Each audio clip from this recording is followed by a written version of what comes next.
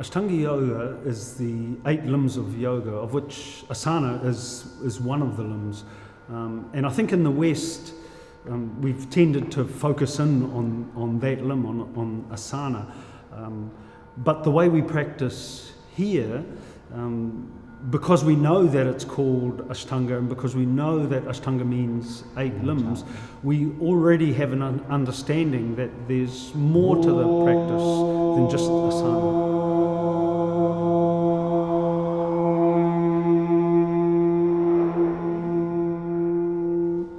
Vande Gurunam Charanarvinde Sandashita Swatma Sukhavabodhe Nishrayase Changalikayamane Samsara Hal Halamoha Shantye Abahu Purushakaram Shankachkra Siddharanam Sahasra Shirasam Shwetam Pranamami Patanjalim.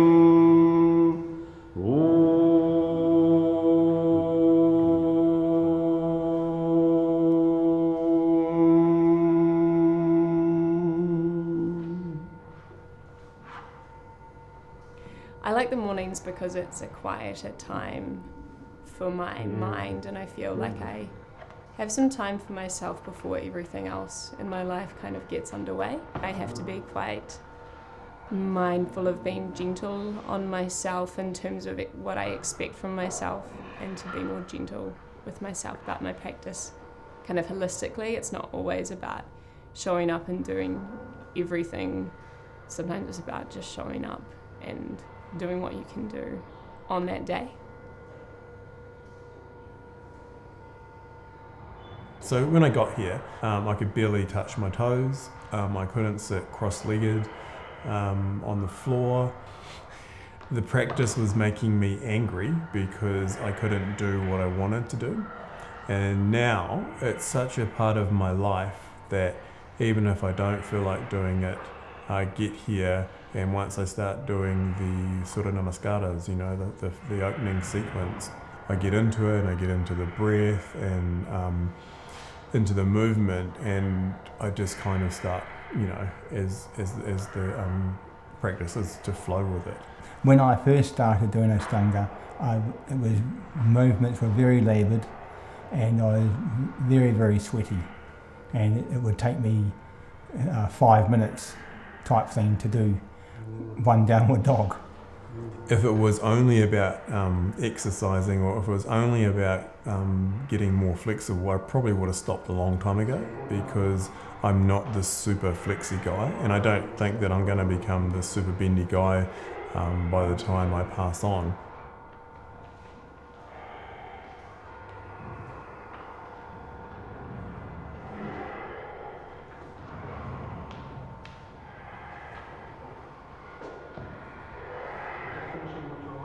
I think it has changed me definitely physically in my daily job.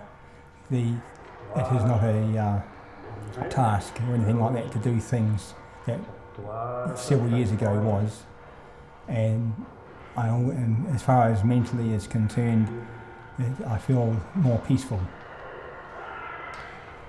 I guess in a way, if I look at the practice and the system, I guess I learn my limitations, you know, in terms of the physical aspects, and even the mental parts of it too, you know. But at the same time, I get given this feeling or this sense that, you know, I can move beyond those limitations in my life. And, you know, after I've practiced, you know, the benefits of after practicing is that, you know, I feel ready for my day. You know, I feel like I can go out and engage.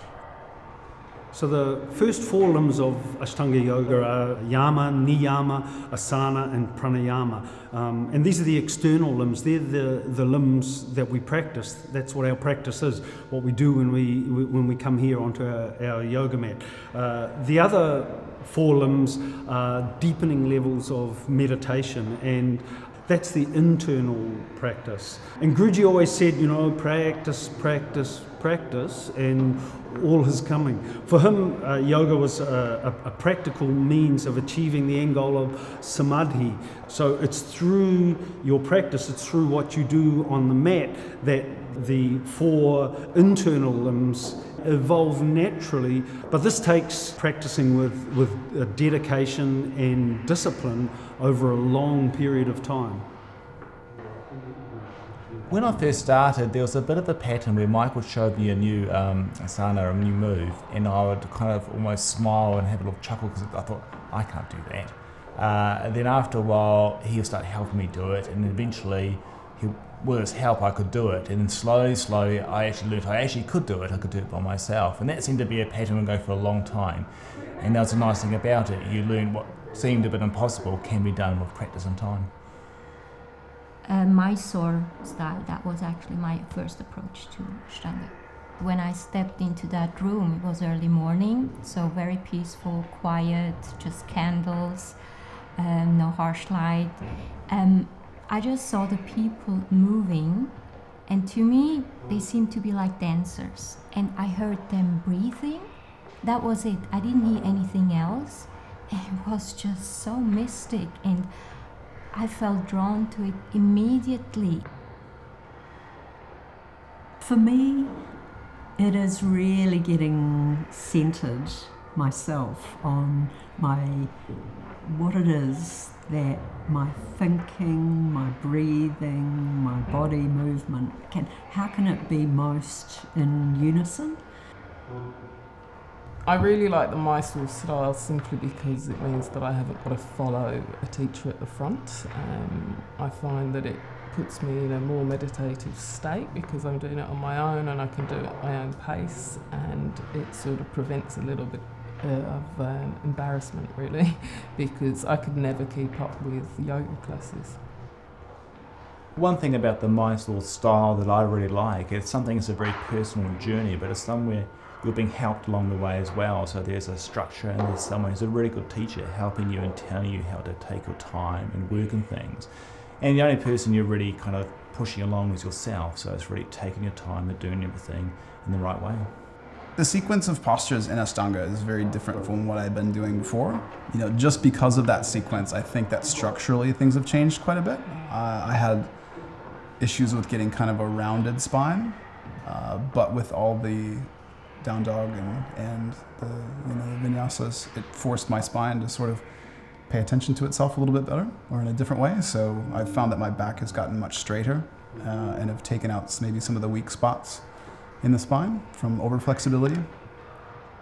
I'm from quite a sporting background, always done lots of invasion games, so I've got very, very tight hamstrings, and I've been going to the gym since I was 14, and then I needed quite a robust form of yoga just to keep me interested, I suppose. But I needed it to fix a lot of the damage that had been created through lots of sport. Moving into the adjustments with the person who's doing those through my breath and feeling the sense of well-being that comes from a really good practice and trying not to be judgmental about that. It's not so easy to describe Ashtanga because, as Peter Sanson would say, it's a practice you need to experience. But to my view, it's such a practical approach to life in general. But Ashtanga, you feel the benefits immediately as soon as you practice. You don't need to wait ages. You can progress a lot further doing Astanga because you just keep adding postures, and that's what makes it challenging. As you continue to practice and you keep adding and you learn more about your body, then the practice changes and your opinion changes. Tortoise is still the most challenging asana, or one of them. And then it's obviously the one at the end of your practice, the one that you can't yet quite do. It allows you much more ownership of your practice, and it encourages you to think more about beyond the physical aspects of yoga, because I think so much of yoga now is so much focused on it as a form of exercise and kind of just learning things and someone's telling you what to do. But Mysore really, it teaches you a discipline, and it teaches you a sustainable discipline that it's a practice, and in the sense of that true meaning of that word, it's a practice. I love the silence of the practice room full of people who've been doing their daily work, and here we come together just quite individually, internally, working on our breath and movement, and then you feel the collectivity of the energy.